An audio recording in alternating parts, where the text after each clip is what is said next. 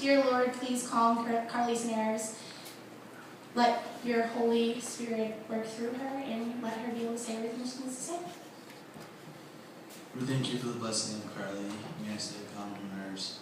Let her message flow smoothly into our hearts. Thank you. Amen.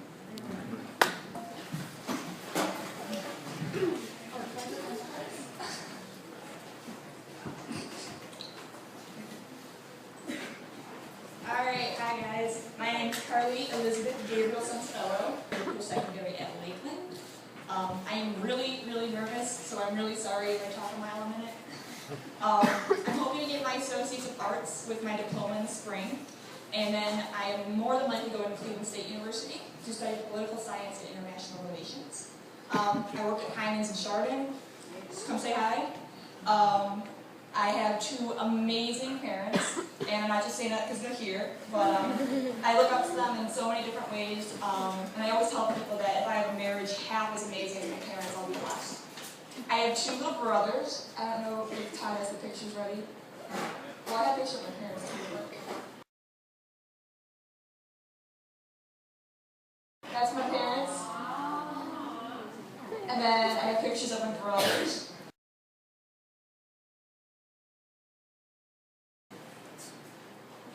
And my sister. But I have two little brothers, Joey, who is 8, and he's really cute, and Nick, who's 14. Nick is a freshman at Chardon High School and is already more popular than I was and my sister was combined. I have an older sister, Marissa, and she was director of the last retreat, and she's studying nursing down in Steubenville, Franciscan University, and if you don't know where that is, I'm not surprised, it's in the middle of nowhere. I have a cat named Gaylord Thomas Fokker. I have pictures of him.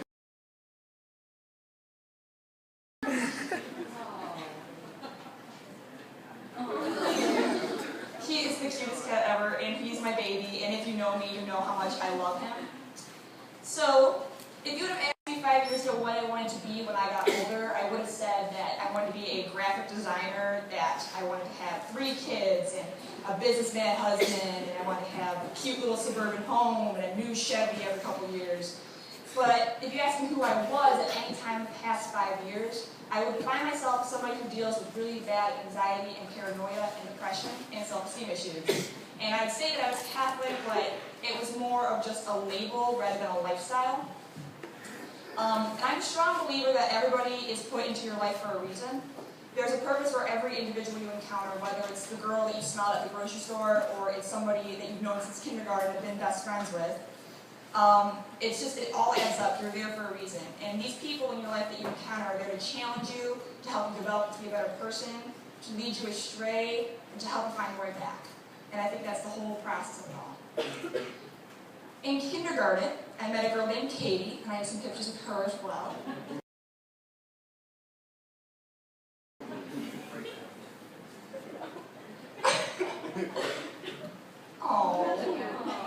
She's been my best friend through everything. She's like my sister practically.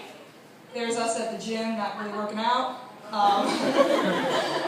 She's just, I don't know, she's like one of the best people in my life. And we met at St. Helen's School in Newberry. And kindergarten and 8th grade, we sat next to each other everywhere. It got kind of annoying. And we even went through that like 2009 like emo seed stage together, where like you went to Hot Topic alone, so you're cool. So we went through all that together, and I think that if you can do that, you can get through anything. When I was young, though, I faced a lot of problems that helped make me grow up faster, I think.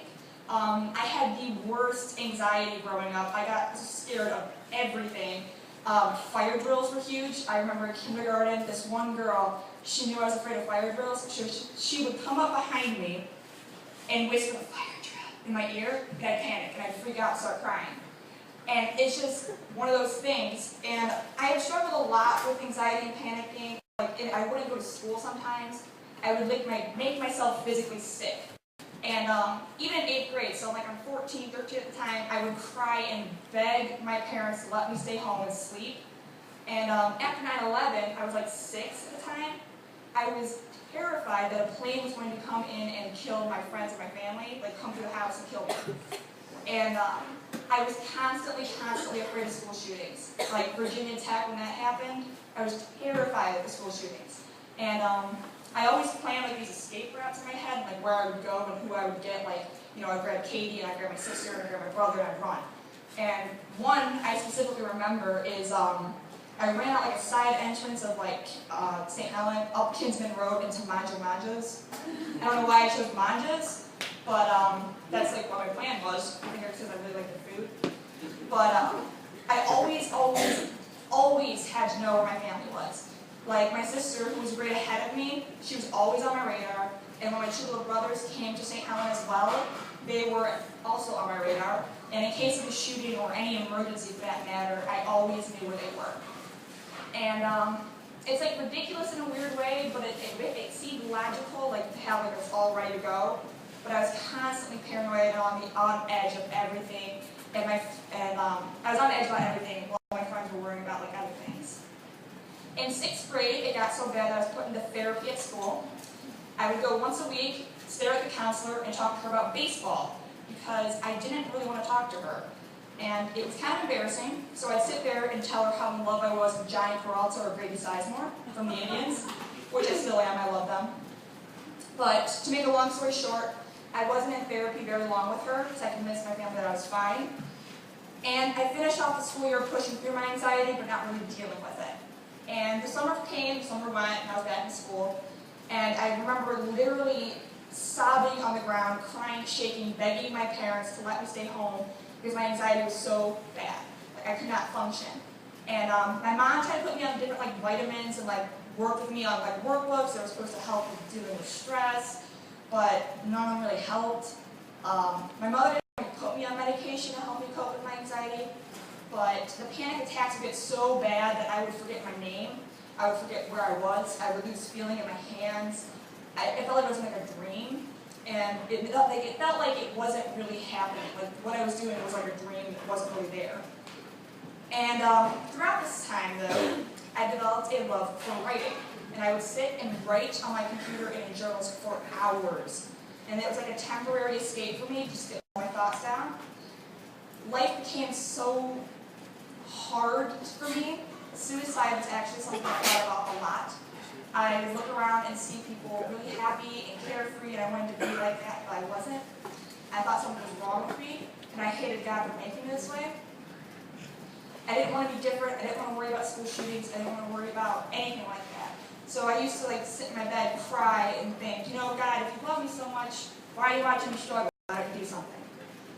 But the rest of 7th grade was a blur of anxiety and lots of writing.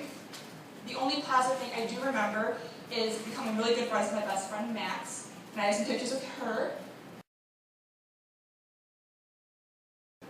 That I think really describe our friendship. Yeah, that's nice. She went to St. Helens, and I always kind of thought she was weird, but we actually became best friends, and she has really helped me through everything. She is the best friend that anybody could ever have. And she and Katie both got me through that year of school without wanting to kill myself. They made sure that I was okay, and they made sure that I was laughing at least once a day. So after a spiral of depression, anxiety, and other issues, I finally confessed to my parents about my suicidal thoughts and that I was afraid of myself and what I could do myself. And I can honestly tell you that there is nothing in the world more terrifying than being afraid of your own brain and what you might do to yourself. I remember laying in my bed and listening to some Christian music artists trying to like drown out the thoughts of killing myself because it became an obsession. I would carry a Bible with me everywhere, so if it came in my head, I would read the Bible. And 8th grade was a lot similar to 7th grade, and at the end of 8th grade, I was initiated into Lifeteen. And I was not by any means a Jesus freak like my sister was. I didn't want to be. I was mad at God. I had a lot to blame on him. But my sister fell in love with the Lifeteen program, and she was all like, hallelujah, like all the time. And it was annoying, and I didn't want to be like her, but I started going through the welcoming process, and through a lot of convincing, and a lot of procrastination, and some brief harassment from Larry Noah. I became part of the program, and I didn't mind it as much as I thought I would have. The summer before my freshman year, I was put on medication to control my anxiety and depression. It helped a ton. High school was something I was really looking forward to, kind of like a fresh start, but it was the time I started to change the most into somebody that I was not. I started to steal money from my parents. I started to starve myself because I thought I was fat, and I thought that if people believed that I had a lot of money, that I was skinny, they would like me. The stealing kind of started with like singles, fives, and then it escalated into 10s, 20s, and finally I stole a $100 bill from my dad's wallet. I stole from stores too. And around Christmas time of 2010, my sister and I were at the mall, and I had this $100 bill in my pocket, and she noticed. Obviously, it's $100, so where did I get that? But out of paranoia, I didn't spend the money, but she had already called my parents, and when I got home, they were sitting on my bed waiting for me. And they said that they knew that I was stealing, and I denied it. And finally, my dad sat me down, and he looked at me, and he put the $100 bill like facing me on my dresser, and he said, "I'm not mad at you, but I'm hurt. And I'm going to leave this here tomorrow, and tomorrow morning, I want you to tell me the truth. And if you do, I won't do anything, we won't ground you, we'll figure out a solution. But if you lie, we're going to have bigger problems." And then they left. So the next morning, I confessed everything to my parents, and my dad cried, and he told me that he's proud of me that I finally confessed to him the truth, and he told me it was a step in the right direction. I was put back into therapy a week or two after that happened, and by the time this all happened, I started developing more problems. I hated the way I looked and felt in everything. I hated me, and I started to punish myself for eating. Like I'd go a day or two without eating at all, only drinking water, and then I'd go on these exercise binges where I'd run for the longest time. And my weight would drop, but then like, as soon as you start eating again, you get it all back, because obviously if you're not eating, you're going to lose the weight, but when you eat, you're going to get it back. So the cycle would just keep repeating. My brain told me that if I was skinny, that I would be happy, that my problems would be fixed, because I needed something to blame all these issues on, so I blamed it on the fact that I was fat. It became easier to blame something rather than face it head on. This continued through 2011 and into 2012, and to be honest, it's something I'm still dealing with this year, but I'm doing a lot better with it. Late in my sophomore year, I got mono, and I got to a point where I actually lost like 18 pounds in like a little over 2 weeks, and because I was so sick and I was barely eating. But I didn't care. I actually felt happy with myself. I was proud of myself for that. And people would like notice and they'd be like, "Oh my gosh, you lost weight, you look great." So I was like, wow, this is working. I feel great about myself. I'm losing tons of weight. This is awesome. But here's where the whole everything comes like for a reason. This whole circle. February 27th happened. And I'm not going to spend a lot of time on this because my witness is not about the shooting, but rather how the shooting helped me progress into who I am now. I do believe this was a pivotal moment in my life, and it was during this shooting that I met SWAT members, FBI, police officers, amazing people. And I saw this passion in their eyes that I can't really describe it, but it hit me. And they just had this desire to protect people they'd never met before. Like they were willing to risk their lives to protect me. And I was literally in the midst of like my worst nightmare, like a school shooting, something I'd been afraid of since kindergarten. And I didn't feel that scared. I felt safe. Because these people here were like my guardians. That's when I realized I do not want to be a graphic designer. I do not want a day-to-day routine. And I would like to die to myself and risk my life for someone else. I want to be a protector. I want people to look at me the way I look at those FBI's and SWAT team members. The shooting, however, did affect me in a lot of negative ways. My anxiety spiked back up, and my doctor had like actually upped my dosage of my medicine. I didn't go to school for a couple weeks, and when I started going back, I only went for half days. Like I only go in the morning, and the next day I go in the afternoon. So my grades started to drop. I was sent back to therapy every week as opposed to once a month. And I'm still in that today, and I'm actually appreciating it now, because I think therapy is something to search for. And I think that you have to find the right person to talk to, because when you do notice a difference. And I honestly believe that if everybody went to therapy, the world would probably be a lot better. That's another topic for another time. I got through that school year by the help of my incredible, amazing, awesome teachers, Mr. Ritchie, who was my math teacher, Mr. Snyder, who was my newspaper teacher, and Mr. Likola, who was my history teacher. And honest to God, they were the only reason I was able to go back to that school. And I truly believe that I was put there with them, like God specifically put me there with them. Because I thank God for them every night. They were like the most amazing people in my life at that time. But as if 2012 couldn't get any crappier, I dealt with an event that has extremely changed my perception of people, and more specifically men and myself. There was a man in my life that I really looked up to. I'm just going to say it's he, but he came into my life soon after I started Lifeteen. He was active in the youth groups in the area and on retreats, and I went to him for like everything, for advice, for guidance regarding like boy problems. I had a boyfriend at the time, and I went to him when I was having arguments with him. Spiritual reassurance, and honestly, he was just a good friend. He gained the trust of my parents, and he would come over for dinner when he was in town, and he would say all the right things. And in April of 2012, that friendship that I had with him turned into something extremely negative and predatory. After the shooting, so keep in mind it's like 2 months, he would call me daily and text me constantly. And if I didn't reply, he would call me, and if I didn't answer, he would text me telling me to call him. On April 14th, those things turned highly inappropriate. I was sitting on my laptop watching Supernatural, because that is my show, I love that show. And my Skype started making noise, and it was him. And he was happy and friendly, as he always was, and making me laugh and asking me about my day, and out of nowhere the conversation turned graphically sexual. And to give you an idea of how graphic is, my dad has still not read the chat logs because he's afraid that he might shoot him. So I turned off my computer and I sat in my room and I cried and cried and cried. And the next morning he was all apologies, but that next night he did it all over again. And he had begged me not to say anything, that he had an addiction, and I told him that I wouldn't, and for a while I didn't say anything. Because I blamed myself for it. I convinced myself that I let him on, that even though I was 16 and he was 25 or whatever, that it was my fault, that I let him on, that I let him think that was okay to do. And it was in June of 2012 that my friend Katie came over to my house and mentioned something that she thought was kind of weird to me, that he has been sending her borderline flirty messages, and she's like, oh my god, it's so creepy. And I'm like, yeah. But, so my stomach went numb, and I called Tammy that night, and I told her I needed to talk to her. And she was in Florida at the time, and as soon as she got home, I went to dinner with her, and I told her everything. And from then we met up with Father Jay and Teresa, and then I finally told my parents.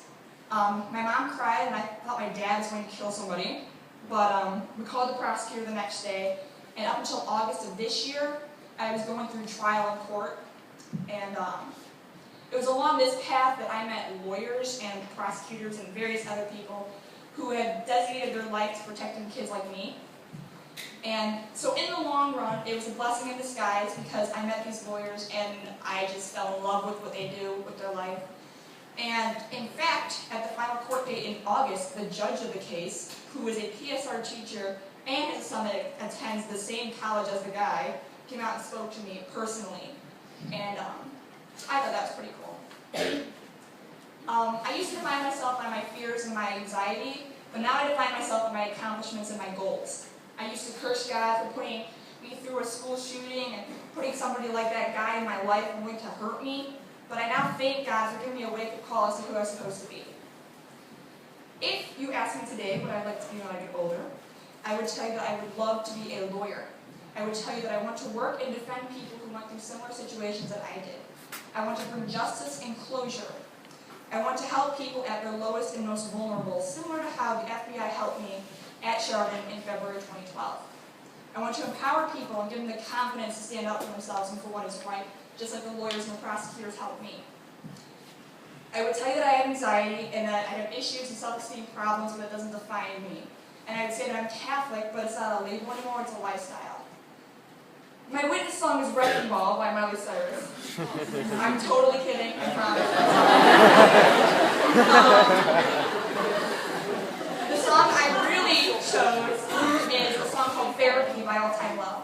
And the writer, Alex Gaskar, somebody I look up to because he has anxiety, he said this about the song, and it pretty much encapsulates why I chose it.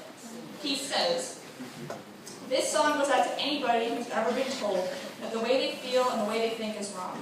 It goes out to anybody who's ever been pushed down, held back, walked on. Anybody who doesn't feel comfortable in their own skin. Anybody, everybody, it goes out to everybody. It goes out to all of you, and the reason it goes out to all of you is because every single one of you is beautiful. I've noticed there's a lot of people in the world trying to tell other people that they're not beautiful. And I don't stand for that because that's nonsense. Each and every single one of you is gorgeous and you should believe in yourselves. This song goes out to you. This is for anybody who's ever been afraid to stand up for themselves, for who they are, and for who their friends are. There is no room in this world for intolerant people, but when people tell me that our songs actually affect their lives and help them get through things, it makes me want to play this song. Because I think that when I wrote this song, it was a song that helped me get through a really rough time. And this song is called Therapy.